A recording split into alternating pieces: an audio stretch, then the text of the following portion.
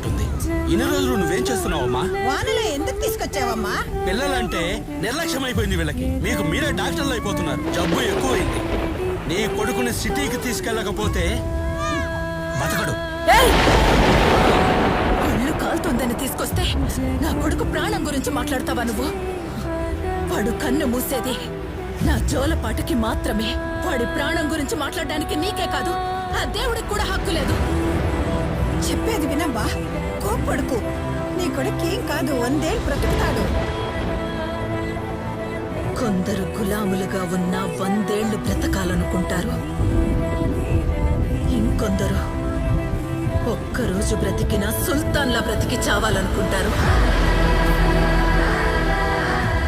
ఒకవేళ వీడి రోజు చస్తే నా మాటని నెరవేర్చే యోగ్యత వీడికి లేదనుకుని మర్చిపోతాను. కానీ వాడు ఉండే వరకు ఈ ముళ్ళ ప్రపంచంలో నా ఆశను నెరవేర్చే సుల్తాన్గానే ఉండాలి.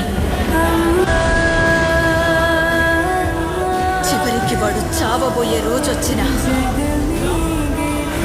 వాడి పాడె మోసే పని కూడా ఎవ్వరికీ దొరకదు.